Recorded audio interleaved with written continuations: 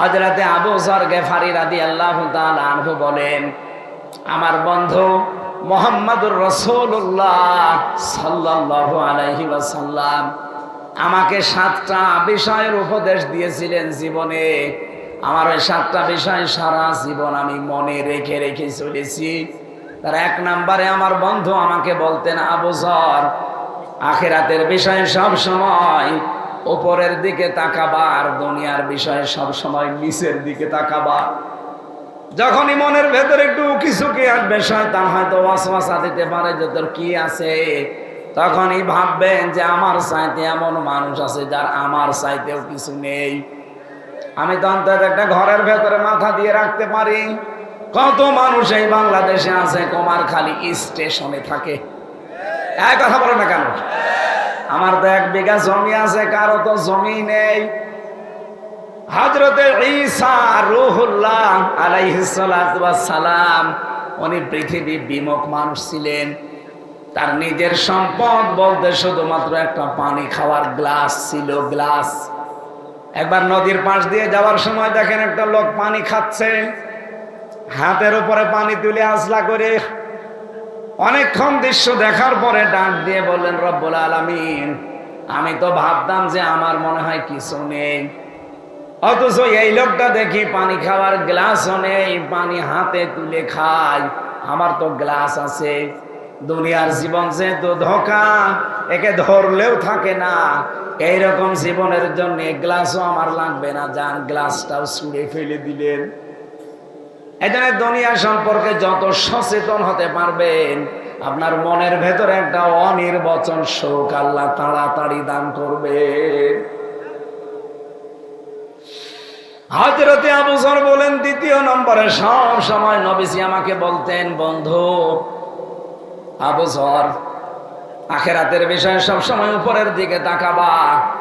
যে আমি আর এই 33 বছর বয়সে কি করলাম, আমার এই বয়সে এমনও মানুষ আছে তারা আমার আল্লাহকে খুশি করে ফেলেছে। এখানে যারা বসে আছে প্রথম সারিতে, এই এদিকে তাকা, এই যে প্রথম সারিতে যে কয়জন বসে আছি আমরা, কিয়ামতের ময়দানে যদি এই কয়জন মানুষকে আল্লাহ এক জায়গায় ডাক দেয়, বলেন তো এই কয়জন মানুষের ভেতরে আমরা যা করি ওই সময় কিন্তু আফসোস আসবে না? এখনই করা দরকার। প্রতিটি মানুষ যেন এখনই আমরা ভাবি যে কিয়ামতের দিন আল্লাহর সামনে যখন আমরা এই কয়জন দাঁড়াবো, আমি কি নিয়ে দাঁড়াচ্ছি আর উনি কি নিয়ে দাঁড়াচ্ছে, আমার কতটুকু স্যাক্রিফাইস আছে ইসলামের জন্য, মানবতার জন্য। উনি যদি নিজের থেকে চিন্তা করে যে আমি কি করলাম, কি নিয়ে আল্লাহর সামনে দাঁড়াবো, দেখানোর মতো আমার কি আছে। আলহামদুলিল্লাহি রাব্বিল আলামিন, ওয়াসসালাতু ওয়াসসালামু আলা রাসূলিহিল আমিন ওয়া আলা আলিহি ওয়া সাহবিহি ওয়া তাবিহি আজমাইন, লাইলা ওয়া নাহারান ফিত তারফাইন। فقد قال الله تعالى في كلامه المجيد وبرهانه التوحيد، أعوذ بالله من الشيطان الرجيم، بسم الله الرحمن الرحيم،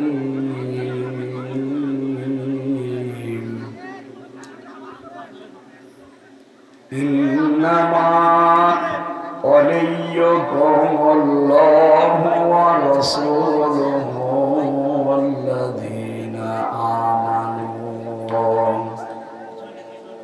والذين آمنوا الذين يقيمون الصلاة ويؤتون الزكاة وهم راكعون. صدقت يا ربنا، اللهم صل على। এখানে দাঁড়িয়ে আছেন কেন? বসেন, চেয়ার থেকে নেমে বসেন। পেছনে মানুষের ডিস্টার্ব হচ্ছে, বসেন। হ্যাঁ, ভালো করে বসেন। কিভাবে বসেছেন? হ্যাঁ, আপনাকে টয়লেটে বসেছেন, বসেন, ভালো করে বসেন। আশ্চর্য। এই তাড়াতাড়ি বসে।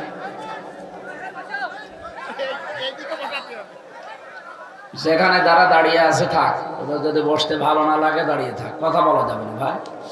এই দাদা বসে বসে।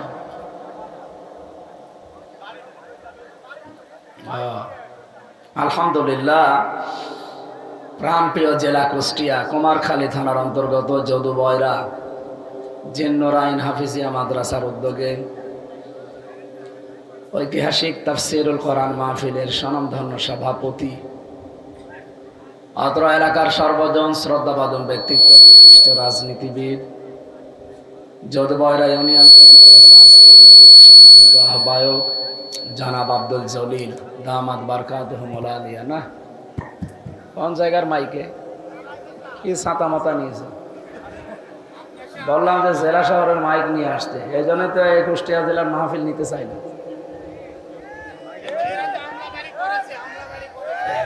আমলা বাড়ি করেছে, আমলা বাড়ি তো ডিস্টার্বের শেষ ছিল না। 1 ঘন্টা কথা বলতে যায় 14 বার বন্ধ।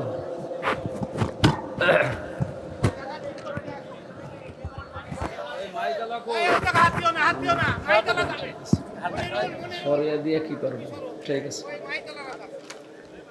আরে ভাই যাই হোক আওয়াজ বাড়িয়ে দেবেন, আমার কানে যেন আওয়াজ লাগে। রিভাব দেন না কেন? আপনারা এখানে দাঁড়িয়ে কেন? এগুলো সরে যান, এগুলো সরে যান। না এই যে এখানে উঠে এসে বসেন। পেছনে মানুষের ডিস্টার্ব যেন না হয়, এখানে দাঁড়িয়ে থাকা যাবে না। সামনে মুরব্বী উপরে উঠে আসেন, উপরে উঠে এসে বসেন। ও এটা মাইক ওয়ালা।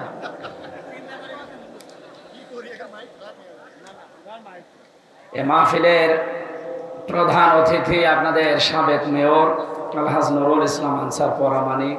উনি রাজনৈতিক মিটিংয়ে আছেন আজকে কুষ্টিয়াতে, এই জন্য আসতে পারেন না। বিশেষ অতিথি জনাব খাজা আহমেদ, উনিও রাজনৈতিক কারণে বাইরে আছেন, আসতে পারেন না। সভাপতি বাংলাদেশ ইসলামী ছাত্র শিবির কুষ্টিয়া জেলা শাখা। উপস্থিত আছেন জনাব আব্দুল লতিফ, অবসরপ্রাপ্ত কৃষি কর্মকর্তা। এতক্ষণ যারা আলোচনা রাখলেন মাওলানা হোসাইন মাহফুজ চুয়াডাঙ্গা, যার মাধ্যমে এসেছি, সহকারী অধ্যাপক কুমারখালী ইসলামিয়া ফাজিল মাদ্রাসা কুষ্টিয়া জেলার কৃতি সন্তান, ইসলামিক চিন্তাবিদ, শিক্ষাবিদ, হাজার হাজার আলেমের উস্তাদ, বাংলাদেশ জামাতে ইসলামী কুষ্টিয়া জেলা শাখার ওলামা বিভাগের সম্মানিত সভাপতি আলহাজ হাফেজ মাওলানা জুলফিকার আলী কুমারখালী।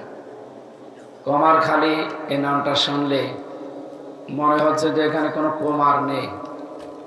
কুমার মানে কি? যুবক। কোনো যুবক মানুষ এখানে পাওয়া যায় না, না?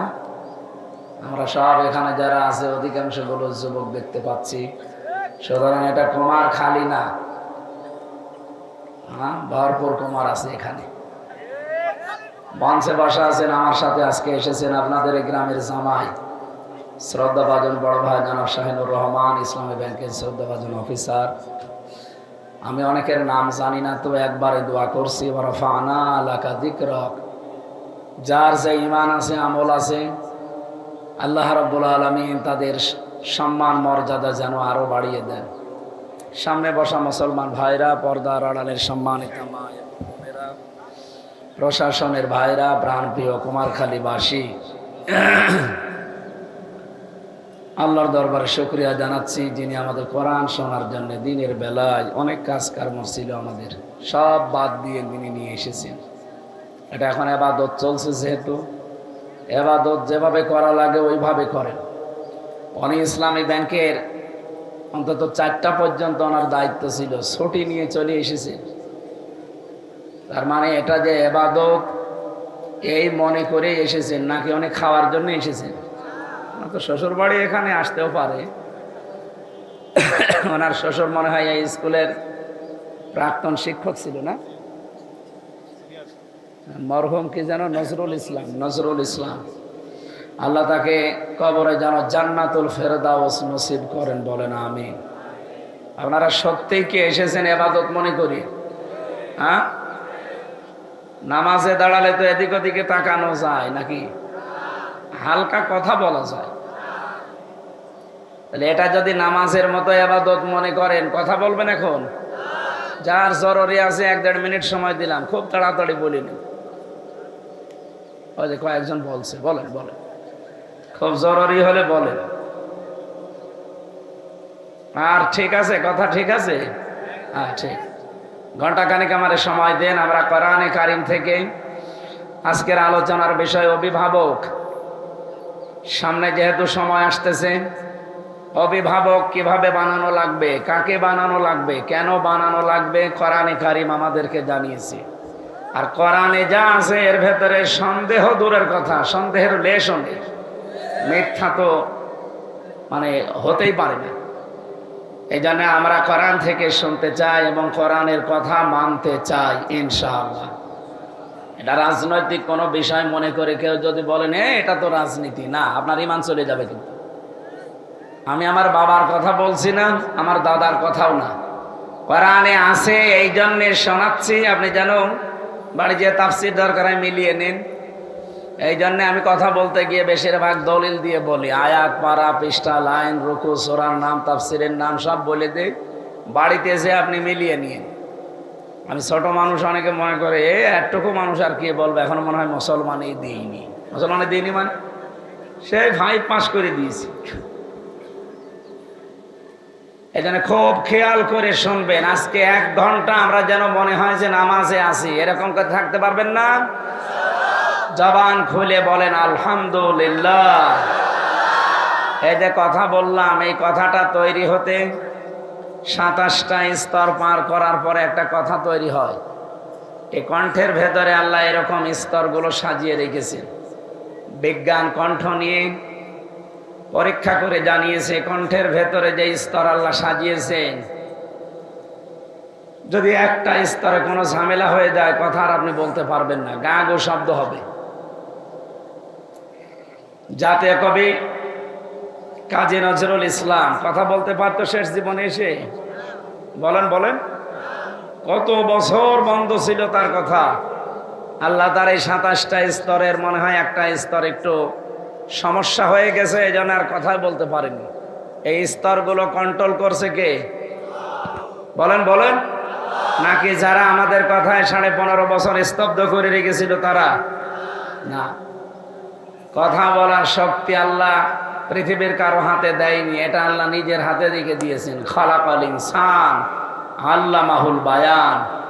আল্লাহ বলেন আমি মানুষ বানিয়েছি আর মানুষের কথা বলা আমি শিখিয়েছি। এই জন্যে কথা যেহেতু আল্লাহ নিজে বানিয়েছেন, কিভাবে বলা লাগবে, কার কণ্ঠে কোন কথা এটা সেট হবে, এটা দুনিয়ার কেউ জানে না। জানে কে? পৃথিবীর ময়দানে দেখবেন আজ পর্যন্ত কারো কণ্ঠের সাথে কারো কণ্ঠ মেলে না। মেলে? কাওয়া কাকুর কণ্ঠ বহু মানুষ চেষ্টা করে যে 100 ভাগ এরকম করতে, খেলা হবে না, কাওয়া কাকুর মতো হওয়া সম্ভব না। হয়তো হবে 98 ভাগ, 99 ভাগ, 100 ভাগ হবে? বলেন বলেন। 2 নম্বরে মানুষের এই যে মিল নেই চামড়ার সাথে। 9768 প্রকার চামড়া আছে আমাদের শরীরে। বিজ্ঞান জানিয়েছে কোন চামড়ার সাথে কোন চামড়া আমাদের মিল পায়নি। আমার চামড়া আব্দুল জলিল ভাইয়ের চামড়া মনে হচ্ছে একরকম কালার। ওনার চামড়া কেটে যাক, ফেটে যাক, ছিঁড়ে যাক, আমার চামড়া নিয়ে এসে লাগিয়ে দেন, জীবনেও মিলবে না, ওখানে পছন্দ ধরবে। কথা বুঝতেছেন? ওনার চামড়া যদি ভালো করতেই হয়, ওনার শরীরের কোনো জায়গা কেটে এনে চামড়া নিয়ে ভালো লাগিয়ে এখানে লাগিয়ে দেবেন, ভালো হয়ে যাবে। এইটাই আমি এখান থেকে শিক্ষা পেয়েছি যে আমার চামড়ার সাথে ওনার চামড়া মেলে না, দিলেও পছন্দ ধরে। আর কিয়ামতের দিন উনি আমার পাপের বোঝা বহন করে নিয়ে যাবে, এই কথা উনি আমার বোঝায়। আর আমি বিশ্বাস করি। আমি একটা পাগল আর ওটা একটা বাটপার। এক কথা বলছেন এখন? বাংলাদেশে এরকম বহু বাটপার আছে না? পুরা ভণ্ডামি। কেউ কারো বোঝা কিয়ামতে নেবে না। ওয়ালা তাসিরু ওয়াজিরাতু বিজরা উখরা। কিয়ামতে যার বোঝা তারে বহন করা লাগবে।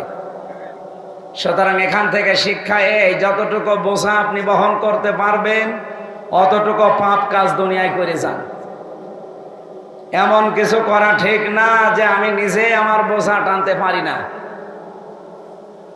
ইন্নামা নুমলি লাহুম লিয়াজদাদু ইসমা ওয়া লাহুম আযাবুম মুহিন। মানুষের পাপের বোঝা যখন পরিপূর্ণ হয়ে যায়, আল্লাহ পাক বলেন তখন তাকে অপমানজনক শাস্তির ভেতরে ফেলে দেয়। আযাবুম মুহিন আছে, এমন অপমান। আপনি দেখেন বাংলাদেশে যাদের এই পাপের বোঝা একেবারে ছাড়িয়ে গেছে, এত বেশি অপমান আল্লাহ তাদেরকে করেছে, তারা কোনোদিন ভাবতেও পারে না যে এত মানুষ নিচে আমাদের নামাতে পারে। গত পরশুদিন, আজকে তো 19 তারিখ, 16 তারিখে রিপোর্ট বেরিয়েছিল আন্তর্জাতিক। যতগুলো রিপোর্ট আমি পেয়েছি, এই বাংলাদেশ নিয়ে 257টা দেশ আছে দুনিয়ায়। কয়টা? 257টা দেশে কম বেশি রাষ্ট্রপ্রধান আছে। তাদের অ্যাক্টিভিটিস, কর্মকাণ্ডগুলো এখন বাস্তবে কিছু মানুষ যারা গবেষণা করে, জরিপ চালায়, বিশেষ করে মানবাধিকারের ওপরে তারা জরিপ চালিয়ে দেখেছে তামাম দুনিয়ায় সবচাইতে নিকৃষ্ট মানুষ আছে 100 জন। তার ভেতরে 1 নম্বরে হাসিনা, 2 নম্বরে বাশার আল আসাদ, 3 নম্বরে ওই নেতানিয়াহু। এরকম 100 জনের তালিকা পেয়েছি। 100 জন না 500 জন হোক, আমার অসুবিধা নেই, কিন্তু 1 নম্বরে কার নাম? কেমন হয়ে গেল না? 1 নম্বরে অন্তত যদি এই নেতানিয়াহু, এই ইহুদির নামটাও আসতো, তাও তো অন্তত হইতো। এমন মানুষের নাম এসেছে, উনি হাজি। উনি কি? ওনার হাজি নামের কলঙ্ক হয়ে যাচ্ছে না? আয়না ঘরের বর্ণনা আমরা দেখছি, এখন শুনছি, কিন্তু বাস্তবে কেউ ওই জায়গায় যায়নি। অনেকে, অভিজ্ঞতাও আমাদের নেই। আমি 10 দিন মাত্র ছোটটায় ছিলাম, মাটির নিচে আমি ছিলাম 10 দিন ছোটটায়। মিনি যেটা, ওইটাই কাউন্টার টেরোরিজমে মাটির নিচে আছে ওইটা। কিন্তু বড়গুলো যেগুলো ডিজিএফআই চালায়, র্যাব চালায়, এগুলো যে কত কঠিন। ওখানে যারা ছিল তারা শেষের দিকে এসে আমার সাথে ফাঁসির কন্ডেম সেলের ভেতরে পাশের রুমে পেয়েছিলাম। মাঝে মাঝে আমারও বলতো, হামজা, মানুষ এত নিচে নামতে পারে ক্ষমতার কারণে। 24 ঘন্টা পায়ের ভেতরে হাত দিয়ে সামনে লোহার ব্যারিকেড, ওর সাথে তালা লাগিয়ে রাখত। 1.5-2 মিনিট সময় দিত টয়লেট করার জন্য। 24 ঘন্টার ভেতরে মাত্র একবার।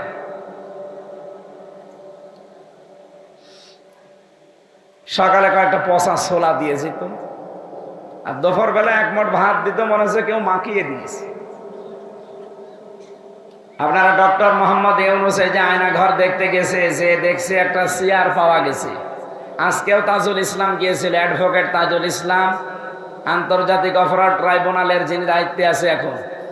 উনি চেয়ারটা একটু ঘোরাইলো দেখলাম, কিন্তু এই চেয়ারটা কারেন্টের শর্ট দেওয়া, এটা ঘোরে না বেশি, ঘোরলেও হালকা ঘোরে, কিন্তু এটা কাঁপে বেশি। এভাবে শর্ট দেবে, আপনি কাঁপতে থাকবেন। আমারে যেটাই নিয়ে বসায়নি, আমারে দেখিয়েছিল। আমার আগে একজনকে দেখলাম বসিয়েছে, এই হাতের সাথে পায়ের সাথে ক্লিপ আটকিয়ে দেয়, গলার সাথে একটা ফিতা বেঁধে দেয়, শুধু একবার সুইচ টিপ দেবে, 1 মিনিটে 120 বার ঘুরবে। 1 মিনিটে যদি 120 বার হয়, সেকেন্ডে কয়বার? টের পাচ্ছেন আপনি কি অবস্থা দাঁড়ায়? 1 মিনিট পরে মনে হবে আমি 4-5টা দুনিয়া দেখতে পাচ্ছি। মাথার ভেতরে কিছু সূক্ষ্ম জিনিস আল্লাহ সাজিয়ে রেখেছেন। ফ্রন্টাল লব আছে সামনে, অক্সিপিটাল লব আছে, প্যারাইটাল লব আছে, মোটর কর্টেক্স আছে, সেন্সরি কর্টেক্স আছে, ল্যাব আছে, এরকম 70,000 জিনিসে মাথার ভেতরে। এত সূক্ষ্ম, এখানে কম্পিউটার ভিড়ালে আমি আপনাকে দেখাতে পারতাম। এই জিনিসটা এত বেশি নড়াচড়া করে, এত বেশি কাঁপাকাঁপি করে, শেষ পর্যন্ত আপনি সব আউলিয়ে ফেলবেন, অন্ধকার দেখবেন। এ শাস্তি দিয়ে যদি শেষ করে দিত। আমি দেখলাম ওরা একটা মেশিন নিয়ে আসলো, এই হাতের সাথে আর পায়ের সাথে এমন ভাবে সেট করা, শুধু একবার সুইচ টিপ দেবে, আস্তে করে নখগুলো সব খুলে একবারে চলে আসবে। নখ খুললেই কিন্তু ফিনকি দিয়ে রক্ত বের হয়, আর ঠিক ওই সময় তার উপরে লবণ ছিটিয়ে দেয়। শুনতে খুব সহজ মনে হচ্ছে না? এটা বাস্তবে যারা পেয়েছে তারা কত কঠিন অবস্থায় ছিল আপনি বলেন তো। মুফতি ফখরুল ভাই আমার সাথে ছিল, উনি মাঝে মাঝে বলতো, হামজা, এই যে মানুষ শুয়ে থাকে এটা যে কত বড় নিয়ামত আমি টের পেয়েছি। আমার পায়ের ভেতরে হাত দিয়ে এভাবে আটকিয়ে দিত বছরের পর বছর। যত চিল্লা পাল্লা করি, আওয়াজ করি, উপরে তো আসে না, কারণ মাটির নিচে।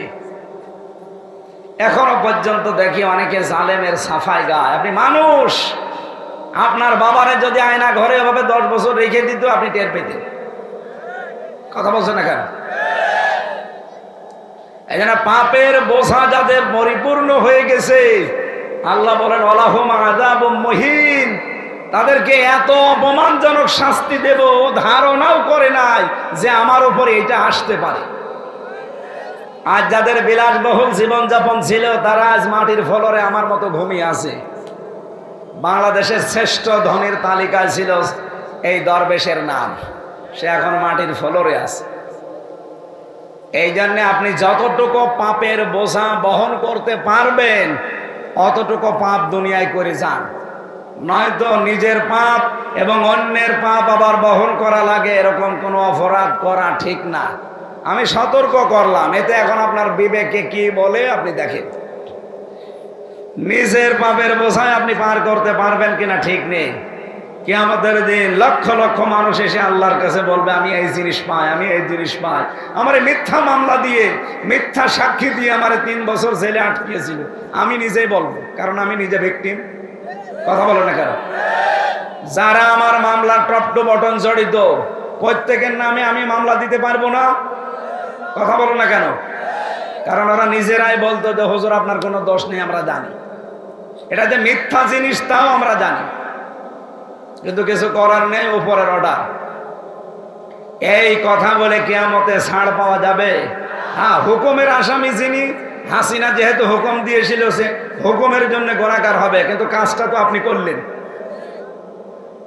উনি হয়তো বলেছিল ধরে এনে আটকিয়ে রাখেন, শাস্তি দেন এইভাবে এইভাবে, কিন্তু বাকি আপনি যে অর্থনৈতিক ভাবে আমার বাবারে পঙ্গু করে দিলেন। প্রায় 42 লাখ টাকা আকিস গ্রুপের কাছে নিয়েছেন, আমি ওদের খতিব ছিলাম। আমার বাবার কাছ থেকে একবারেই নিয়েছেন 10 লাখ। সেই দিন আমার মামলার আয়ু কল দিয়ে বলছো, হুজুর মাফ করে দিয়ে। মাফ করে দিয়ে মানে আগে টাকা ফেরত দেন। টাকা ফেরত দেবেন না, মাফ করে দিয়ে মানে আপনি আছেন কোথায়? কোথায় আছে বলতে পারবো না। বলতে পারবো না মানে আপনি বলেন আমি আসতেছি সেখানে। পালিয়েছে, কোন জায়গায় যে আছে ইন্টারনেটে কল দিয়েছিল। এই জন্য বাস্তবতা আমি আবার বলছি, চামড়ার সাথে চামড়া মেলে না। আর আপনি আশা করে আছেন লালন বাবা আমারে বাঁচাবে। কিসের বাবা? কারো উপরে ভরসা আজকে থেকে আর না। নিজের কাজ নিজে করবেন, অতটুকু কিয়ামতে যতটুকু আপনি বহন করতে পারবেন। কথা বোঝা গেছে?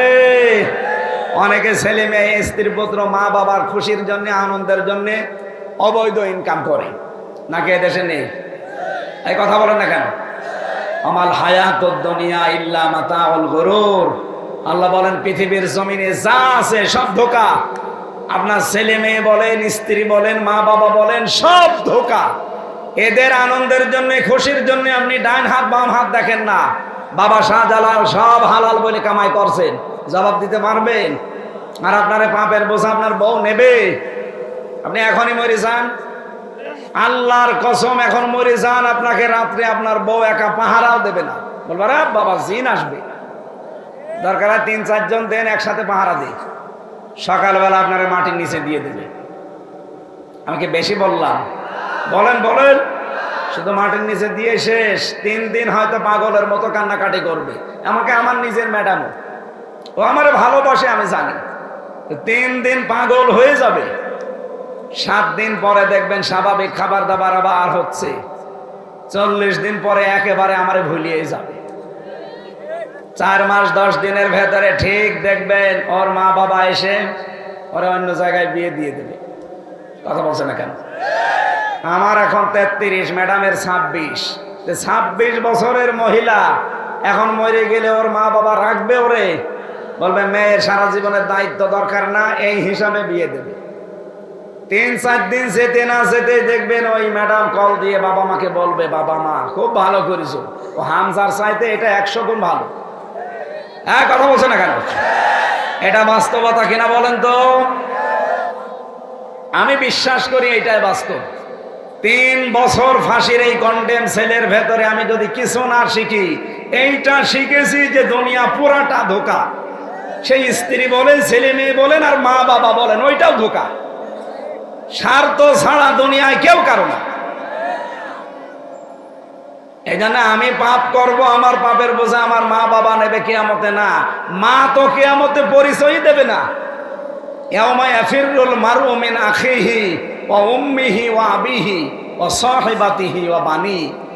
এই তাফসিরে উম্মিহি ওয়া আবিহি এই ব্যাখ্যায় আমি পড়েছি কিয়ামতের দিন অনেক সন্তান একটা নেকির কারণে জান্নাত যেতে পারবে না। মায়ের পা ধরে থাকবে 500 বছর। কত? 500 বছর পরে ওর মা ওর মুখের উপরে লাথি দিয়ে বলবে, কে তুই? আমি তোরে চিনি না। সন্তানের পরিচয় দাও, আমার তো দুনিয়ায় বিয়েই হয়নি। কুমারখালী বাসী, যেহেতু এই ছেলেটা আমার নিজের, 64 জেলার ভেতরে জেলার মানুষকে এমনি স্বাভাবিকভাবে ভালোবাসি বেশি। মন থেকেই বলছি, দুনিয়ার কিন্তু সবই ধোঁকা। কুষ্টিয়ায় বাড়ি গাড়ি আমারও আছে, এগুলো ধোঁকা। গ্রামে আমার হাল সাথে বাড়ি গাড়ি আছে, আমার বাবার দাদার জমি জায়গা আছে, এগুলো ধোঁকা। আমার বাবা রিয়াজউদ্দিন, তার বাবা জাহান আলী, তার বাবা নওয়াজ আলী, এরপরে আমি আর চিনি না, আর আমার চিনার দরকারও নেই। কথা বলছ না কেন? এই নওয়াজ আলীর বাবা খুব বেশি হলো 61 বছর আগে মরে গেছে, আমি হিসাব করে দেখলাম। এই লোকটা যদি এখন কবর থেকে উঠে এসে আমার বাড়িতে বলে যে এই 2 তলা বাড়ি আমার, এই ভিটা আমার কেনা ছিল, আমি এখানে থাকতে চাই, কুমারখালী বাসী বলেন তো ওই নওয়াজ আলীর বাবারে আমি ঢুকতে দেব? কিসের নওয়াজ আলীর বাবা আপনি? আমি তো নওয়াজ আলীকে চিনি না। কথা বলছে না কেন? এই জন্য আমি আবার স্মরণ করাচ্ছি, আমি নিজে স্মরণ করছি, সবাইকে করাচ্ছি, কেউ কারো না। সুতরাং কারো জন্য নিজের আখের যেন আমরা নষ্ট না করি। আল্লাহ আমাদের সম্মতি দান করেন, বলেন আমিন। আমরা 5টা জিনিস এভাবে পুরা শরীরের ভেতরে পেয়েছিলাম, এগুলো সব বাদ দিলাম। সময় কম তো আমি তাড়াতাড়ি করছি। দরুদ আর সালাম পাঠ করার মাধ্যমে আজকে আরম্ভ করছি সূরা মায়েদা 55 নম্বর আয়াত। আমার আলোচনার বিষয় অভিভাবক। কি বললাম? আরো জোরে বলেন। পরিবার, সমাজ, রাষ্ট্রে, পৃথিবীতে কাকে আপনি অভিভাবক হিসাবে গ্রহণ করবেন, কেন করবেন, কেমন ভাবে করবেন, এই কথাগুলো আজকের আয়াতে আছে। কোন সূরা বললাম যেন? মায়েদা। বলেন বলেন। তাম পৃথিবীটা আল্লাহ মায়েদা বানিয়ে রেখেছেন। মায়েদা মানে দস্তরখানা। মায়েদা মানে কি?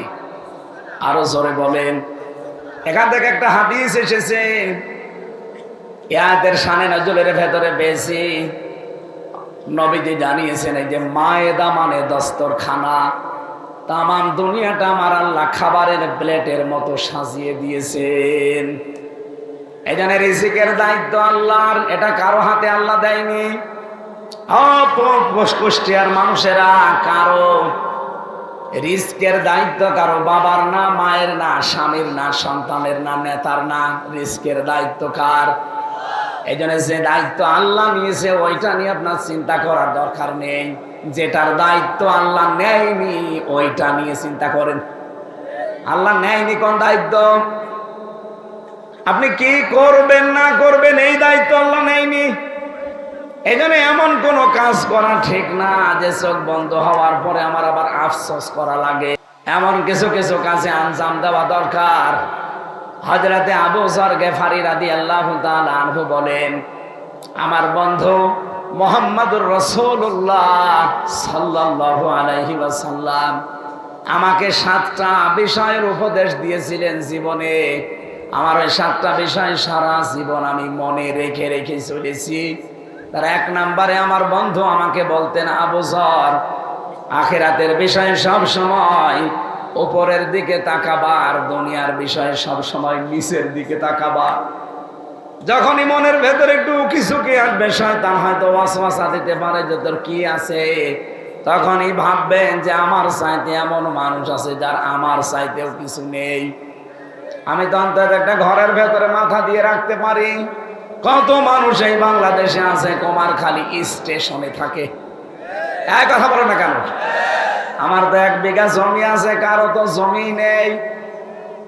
হযরতে ঈসা রূহুল্লাহ আলাইহিস সালাতু ওয়াস সালাম উনি পৃথিবী বিমুখ মানুষ ছিলেন। তার নিজের সম্পদ বলতে শুধুমাত্র একটা পানি খাওয়ার গ্লাস ছিল, গ্লাস। একবার নদীর পাশ দিয়ে যাওয়ার সময় দেখেন একটা লোক পানি খাচ্ছে, হাতের উপরে পানি তুলে আছলা করে। অনেকক্ষণ দৃশ্য দেখার পরে ডাক দিয়ে বললেন, রব্বুল আলামিন, আমি তো ভাবতাম যে আমার মনে হয় কিছু নেই, অথচ এই লোকটা দেখি পানি খাওয়ার গ্লাসও নেই, পানি হাতে তুলে খায়, আমার তো গ্লাস আছে। দুনিয়ার জীবন যে তো ধোঁকা, একে ধরলেও থাকে না। এইরকম জীবনের জন্য গ্লাসও আমার লাগবে না, যান গ্লাসটাও ছুঁড়ে ফেলে দিলেন। এই জন্য দুনিয়া সম্পর্কে যত সচেতন হতে পারবেন, আপনার মনের ভেতরে একটা অনির্বচন শোক আল্লাহ তাড়াতাড়ি দান করবে। হযরতে আবু যর বলেন, 2 নম্বরে সব সময় নবীজি আমাকে বলতেন, বন্ধু আবু যর, আখিরাতের বিষয়ে সব সময় উপরের দিকে তাকাবা, যে আমি আর এই 33 বছর বয়সে কি করলাম। আমার এই বয়সে এমনও মানুষ আছে তারা আমার আল্লাহকে খুশি করে ফেলেছে। এখানে যারা বসে আছে প্রথম সারিতে, এই এদিকে তাকা, এই যে প্রথম সারিতে যে কয়জন বসে আছি আমরা, কিয়ামতের ময়দানে যদি এই কয়জন মানুষকে আল্লাহ এক জায়গায় ডাক দেয়, বলেন তো এই কয়জন মানুষের ভেতরে আমরা যা করি, ওই সময় কিন্তু আফসোস আসবে না? এখনই করা দরকার। প্রতিটি মানুষ যেন এখনই আমরা ভাবি যে কিয়ামতের দিন আল্লাহর সামনে যখন আমরা এই কয়জন দাঁড়াবো, আমি কি নিয়ে দাঁড়াচ্ছি আর উনি কি নিয়ে দাঁড়াচ্ছে, আমার কতটুকু স্যাক্রিফাইস আছে ইসলামের জন্য, মানবতার জন্য। উনি যদি নিজের থেকে চিন্তা করে যে আমি কি করলাম, কি নিয়ে আল্লাহর সামনে দাঁড়াবো, দেখানোর মতো আমার কি আছে, এই চিন্তা যত বেশি মানুষের ভেতরে উদয় হবে, ওই মানুষটার জীবন তত বেশি পরিচ্ছন্ন হতে থাকবে। আপনি একটু উপরের দিকে তাকিয়ে ভাবেন তো, আমার বয়সী দেলাওয়ার হোসেন, শিবিরের সাবেক সভাপতি, এই লোকটা ইসলামের জন্য কি করলো আর আমি কি করলাম? সেই ইমানের উপরে টিকে থাকতে গিয়ে 57 দিন রিমান্ডে ছিল। তার লজ্জা স্থানের ভেতরে তার গরম করে ঢুকিয়েছে এই জালেমরা, তার পুরুষাঙ্গ নষ্ট হয়ে গেছে। আমাকে যে রিমান্ডে নিয়েছিল সঞ্জয় দত্ত, এই শয়তান অফিসার, ওনারও দায়িত্বে ছিল। আমার নিজে বলতো যে দেলাওয়ারকে আমরা ফুটবলের মতো লাথি দিয়েছি। বলেন তো এই ছেলেটার যে স্যাক্রিফাইস, 57 দিন এই বাংলাদেশের ইতিহাসে রিমান্ডে কেউ যায়নি, অথচ জালেমরা তাকে তার ইমান থেকে এক চুলও টলাতে পারেনি। কথা বলেন না কেন? কিয়ামতে আপনিও উঠবেন, আমিও উঠবো, দেলাওয়ারা উঠবে। তার যে কষ্ট, তার যে স্যাক্রিফাইস, ত্যাগ ইসলামের জন্য, আর আমরা কি দুইজনই এক জান্নাত পাবো? জীবনেও না। এই জন্য আখিরাতের দিকে সব সময় উপরের দিকে তাকানো দরকার, যে আল্লাহ এইগুলো কি করেছে আর আমি কি করছি। 3 নম্বরে আমার বন্ধু আমাকে সব সময় বলতেন, আবু যর, চলতে ফিরতে উঠতে বসতে এই শব্দটা মুখ থেকে সরাবা না, লা হাওলা ওয়ালা কুওয়াতা ইল্লা বিল্লাহ। সুতরাং এখন থেকে নবীজির এই নির্দেশ দেওয়া কথাগুলো একটু মেনে চলা যাবে না। এখানে রিস্কের চিন্তা আমাদের না, রিস্কের চিন্তা কার? ওমা মিন দাব্বাতিন ফিল আরদি ইল্লা আলাল্লাহি রিজকুহা। জমিনে এমন কোন বিচরণশীল জীব নেই যার রিস্কের দায়িত্ব আমি আল্লাহ নেইনি। হ্যাঁ, যেটা নেইনি সেইটা যেন মানুষ করে, সেটা তার কাজ কারবার, তার আমল। এইটাও কি করবে ওইটার দায়িত্ব আমার না, যা করবে ওইটা দেখে কিয়ামতে ওর বিচার হবে। এই কথা বলেন না কেন? আল্লাহ যেন আমাকে সহ যারা এসেছি এখন থেকে এটা অনুধাবন করে মেনে চলার তৌফিক দান, বলেন আমিন। আমার যেহেতু দায়িত্ব আল্লাহ নেয়নি আমলের, সুতরাং এমন আমল করা লাগবে যেন আমি কিয়ামতে পার পেয়ে যাই। দস্তরখানার নাম বললাম কেন? তামাম দুনিয়াটা যেহেতু রিজিক দিয়ে আল্লাহ ছড়িয়ে ছিটিয়ে দস্তরখানায় ফেলে দিয়েছেন, নবীজি বলেন দস্তরখানায় পড়ে দেওয়া খাবার যদি কেউ তুলে খেতে পারে, জান্নাতের হুরদের যে দেন মোহর, এটা আমার আল্লাহ এইটার মাধ্যমে আদায় করে দেবে। কুমারখালীবাসী জান্নাত পাবো কিনা অনেক দূরের কথা, হুর তো আরো দূরের কথা। দেন মোহর দেওয়া লাগবে হুরের, সেটা তো কল্পনায় আসে না। অথচ নবীজির হাদিস যদি আমরা আজকে থেকে মেনে চলতে পারি, কোন মানুষ যদি দস্তরখানায় পড়ে যাওয়া খাবার তুলে খেতে পারে, আল্লাহর কসম কিয়ামতের দিন আমার মনে হয় সে জান্নাত পাবে, হুর পাবে, দেন মোহর আমার আল্লাহ এই আমলে আদায় করে দেবে। এই জন্য ছোট বলে ছেড়ে যাবেন না, এই আমলটা আজকে থেকে করা দরকার নেই। বলেন 120টা আয়াত আছে সূরায়, মাত্র একটা আয়াত পড়েছি, 55 নম্বর আয়াত। আল্লাহ পাক বলেন ইন্নামা, যারা আলেম আছে এখানে ইন্না দিলেও অর্থ হয়ে যেত, মা দিলেন কেন? বালাগাত মান্তিকের পরিভাষায় আমি 19টা অর্থ পেয়েছি এই ইন্না মা ব্যবহার করার জন্যে।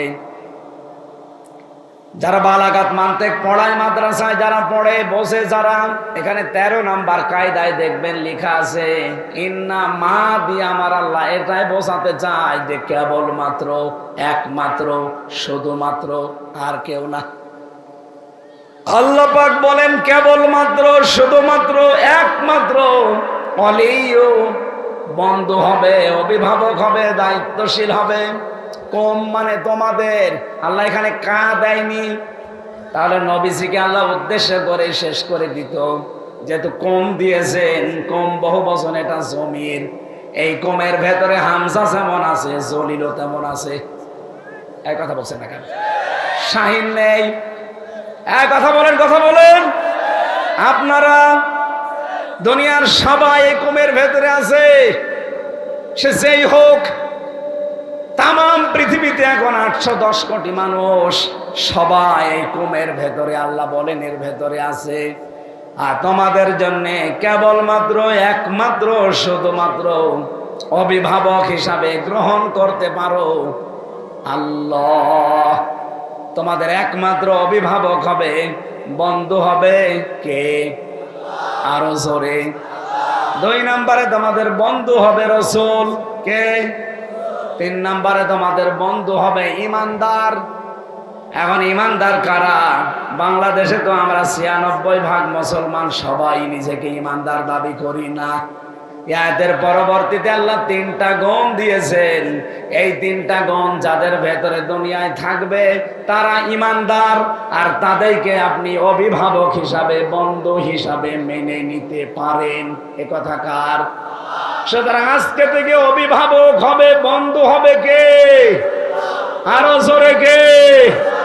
2 নম্বরে রাসূলুল্লাহ, 3 নম্বরে ইমানদার। ও ইমানদার যাদের 3টা গুণ আছে। 1 নম্বরে যারা নামাজ কায়েমের আন্দোলন করে, 2 নম্বরে যারা যাকাত ভিত্তিক অর্থনীতি কায়েম করে, 3 নম্বরে যারা রুকুকারীদের সাথে রুকু করে, তার মানে জামাতবদ্ধ হয়ে নামাজ পড়ে।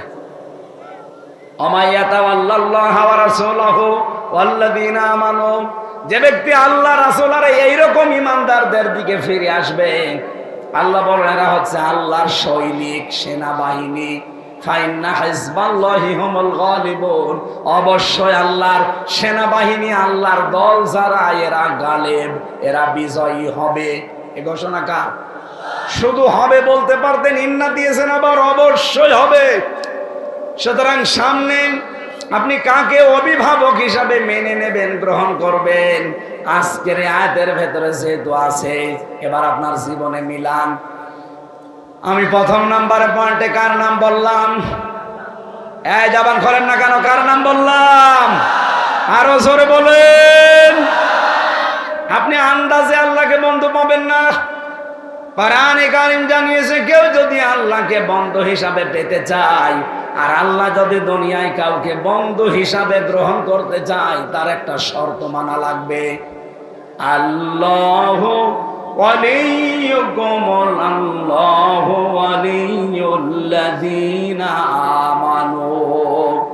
সূরা বাকারা 3 নম্বর পারার 1ম নম্বর পৃষ্ঠার 1ম নম্বর লাইনের 257 নম্বর আয়াতের প্রথম অংশে আছে, আল্লাহ বলেন যারা ঈমান এনেছে এই মানুষগুলো আমি আল্লাহর বন্ধু। বলেন সুবহানাল্লাহ। এরাই আমি আল্লাহ এদেরকে বন্ধু হিসাবে গ্রহণ করেছি। এই মানুষগুলো আমি আল্লাহকে অভিভাবক পাবে। এখন আমি আল্লাহ যাদের বন্ধু হয়েছি, অভিভাবক হয়ে গেছি, আমার তো একটা দায়িত্ব এসে যায় তাদের উপরে। কি করব তাদের? আমার বন্ধুকে তো আমি জাহান্নামে যেতে দিতে পারি না। ইখরিজুহুম মিনাজ যুলুমাতি ইলান নূর।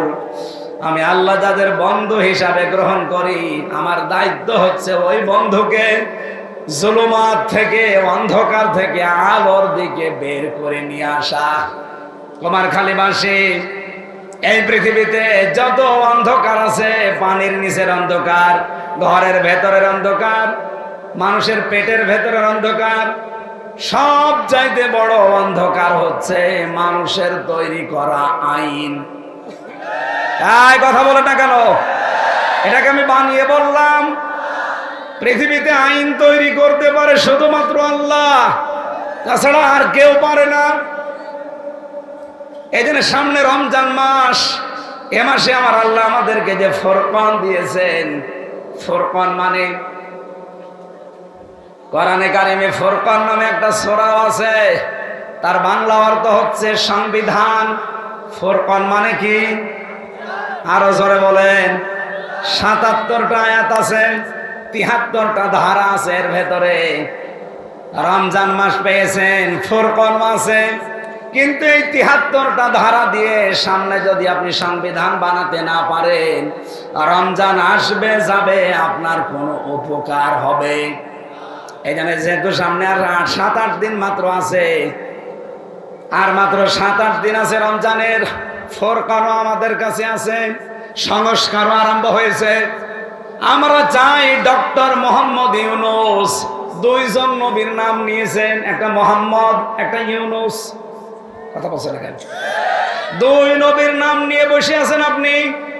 18 কোটি মানুষের পক্ষ থেকে আমরা আহ্বান জানাচ্ছি, সামনে রমজানে ফুরকানকে এই 77টা ধারা দিয়ে সংবিধান বানিয়ে দেন। ডক্টর কামালের লেখা সংবিধান দিয়ে 54 বছর তো আমরা দেখলাম। কি কথা বলেন না কেন? এই সংবিধান দিয়ে বাংলাদেশে চোর চুরি করলে ডাকাত হয়, ডাকাত জেলে গেলে খুনি হয়, গাঁজাখোর গাঁজা খেয়ে জেলে গেলে গাঁজার গাছ লাগায়। আমার নিচতলায় একজন ছিল, আমি দেখেছি, জেলার একদিন এসে বলছে, এই তুই গাঁজার গাছ পেলি কোথায়? ভেতরে টবের ভেতরে গাঁজার গাছ লাগিয়েছে। বলছে স্যার আমি গিয়েছিলাম আদালতে হাজিরা দিতে, ওই জায়গায় যে আমার বন্ধু বান্ধব আছে না বাইরে, তারা আমার গাঁজার একটা টোপলা দিয়েছিল, ওই গাঁজার বীজ, ওটা আমি মুখের ভেতরে নিয়েছিলাম, আসার সময় মেশিনে স্ক্যান করে ধরা পড়িনি। ওটা ভেতরে এসে আমি এই যে পানি খাওয়ার যে বোতল, উপরের মাথা কেটে ফেলে দিয়ে ওর ভেতরে মাটি দিয়ে টব বানিয়েছি, ওখানে গাছার গাছ আজ 2 মাস আগে লাগিয়েছি। দেখেন স্যার কত বড় হয়েছে। জেলার তো হিন্দু দেবদুলাল, ও ডাক দিয়ে বলছে, শয়তান, তোরে পুলিশে গাঁজা খাওয়ার কারণে দিল জেলে, তোরে আমি রাখলাম ফাঁসির কন্ডেম ছেলে, আর তুই এর ভেতরে এসে গাঁজার গাছ লাগিয়েছিস, তোরে তো স্বর্গে দেওয়া দরকার। ও তো জান্নাত বিশ্বাস করে না, কি বলছে? স্বর্গে দেওয়া দরকার তোরে। বাংলাদেশে ওনার বানানো সংবিধান দিয়ে ডক্টর কামালের 54 বছর আমরা দেখতে পাচ্ছি, আমি তো 33 বছর দেখছি। এ মানুষগুলো তো সারা জীবনে দেখছে, কিচ্ছু হয়নি, গাঁজার গাছ আরো লাগিয়েছে। চোর যায় 3 মাস পরে ডাকাত হয়ে বের হয়, ডাকাত গেলে খনি হয়ে বের হয়, খনি গেলে কি হবে? এদেশে পরিবর্তন হওয়ার জন্য সূরা ফুরকান 73টা ধারার যে সংবিধান আল্লাহ বানিয়েছেন, আশা করবে 18 কোটি মানুষের পক্ষ থেকে এই আবেদন আমরা জানাতে চাই, এটা একটু জারি করে দেন। আল্লাহর কসম 41 সাল লাগবে না, 41 ঘন্টায় বাংলাদেশ মিনি জান্নাত হয়ে যাবে। নাকি বিশ্বাস কোরআনের উপর আমাদের নেই? কথা বলেন নেই? এইটার কথা বললে আপনার কাছে রাজনীতি মনে হয় কোন কারণে বলেন? হ্যাঁ ঠিক আছে, ঠিক আছে, হ্যাঁ বসেন। ভাই সময় নেই। আল্লাহ যদি কাউকে বন্ধু হিসাবে মেনে নেয়, আল্লাহর দায়িত্ব হচ্ছে অন্ধকারের ভেতর থেকে তারে আলোর দিকে নিয়ে আসে। আপনি দেখবেন ও আস্তে আস্তে মানুষের তৈরি করা আইন কানুন দিয়ে যে দল গঠন করা হয় দল ছেড়ে দেবে, ইসলামের দিকে আলোর দিকেও ফিরে আসবে। তখন সে যেন বিশ্বাস করে আল্লাহ আমাকে বন্ধু হিসাবে গ্রহণ করেছে। আর যদি দেখেন না ইসলামে ছিলাম আরো বের হয়ে চলে যাচ্ছি, আল্লাযীনা কাফারু আউলিয়াউহুমুত তাগুত ইখরিজুনাহুম মিনান নূরি ইলা যুলুমাত। আল্লাহ বলেন শয়তানেরও বন্ধু আছে, যারা কাফের তারা তাগুতের বন্ধু। শয়তান তাদের কাজ চালায় কি, তাদেরকে ইসলামের ভেতর থেকে বের করে ওদেরকে অন্ধকারের দিকে নিয়ে যায়। আপনি যখন দেখবেন ইসলামী অর্থনীতি আপনার ভালো লাগে না, ইসলামী রাজনীতি আপনার ভালো লাগে না, আপনি মানুষের তৈরি করা নিয়মের দিকে ছুটে যাচ্ছেন, আপনি বিশ্বাস করতে পারেন শয়তান আপনাকে বন্ধু হিসাবে গ্রহণ করে ফেলেছে। আজকে জলিল সাহেব যদি বাড়িতে যায়, এখন সালাম দিচ্ছে স্ত্রীকে, ওনার বউ বের হয়ে বলছে কুকুরের বাচ্চা, ভালো লাগবে ওনার? বলেন বলেন, রাগ করবে না? জ্ঞানী মানুষ হলে ওনার রাগও হবে না, চিন্তা করবে কি গো, একটা শিক্ষিতা মেয়ে, ধার্মিক মেয়ে, ভালো বংশের মেয়ে, কোনদিন এই মেয়েটা আমার সংসারে এসে আমার মুখের ওপরে মুখ তুলে কথা বলে না, আর আজকে সালাম দিলাম অথচ আমারে গালি দেয় শুকুরের বাচ্চা, কুকুরের বাচ্চা বলে। অবশ্যই আমার বউ আর স্বাভাবিক নেই, এই বউকে জিনে ধরেছে। কিসে ধরেছে? পরিতে ধরেছে, এই জন্য অস্বাভাবিক হয়ে গেছে। আপনি যখন দেখবেন মানুষের তৈরি করা আইন নিয়ম কানুন আপনার ভালো লাগে, ইসলামের নিয়ম কানুন ভালো লাগে না, আল্লাহর কসম আপনার বিশ্বাস করা লাগবে শয়তান আপনাকে দখল করে ফেলেছে। এরকম শয়তানের দখলে যাওয়া মানুষ দেশে নেই। কারা আছেন হাত তোলেন তো। আপনি 2 নম্বরে রাসূলুল্লাহকে বন্ধু হিসাবে মানা লাগবে। আল্লাহকে বন্ধু যারা পাবে, আল্লাহ যাদেরকে গ্রহণ করবে, এই কাজগুলো আল্লাহ তাদের উপরে করবে, অন্ধকারের ভেতর থেকে আলোর দিকে নিয়ে আসবে। 2 নম্বরে রাসূলুল্লাহকে বন্ধু পেতে হলে 4 দফা কর্মসূচি হাতে নেওয়া লাগবে। 4 জায়গায় আয়াতটা আল্লাহ কোরআনে দিয়েছেন। সূরা বাকারা 129 নম্বর আয়াত, সূরা বাকারা 151 নম্বর আয়াত, সূরা আলে ইমরান 164 নম্বর আয়াত, সূরা জুমা 2 নম্বর আয়াত। 4 জায়গার আয়াতগুলো বাড়িতে মিলিয়ে নেবেন আপনি রাসূলুল্লাহর বন্ধু হতে পেরেছেন কিনা। 3 নম্বরে ওয়াল্লাযীনা আমানু, যারা ঈমানদার, সব ঈমানদারকে বন্ধু হিসাবে গ্রহণ করা যাবে না। আল্লাযীনা ইউকিমুনাস সালাহ, যারা এই দেশে নামাজ কায়েমের জন্য চেষ্টা করে, তারা হবে আপনার বন্ধু, আপনার অভিভাবক। এই কথা বলুন। সুতরাং এই দেশে যারা নামাজ কায়েম করতে চায়, সামনে আপনি তাদেরকে অভিভাবক হিসাবে গ্রহণ করবেন।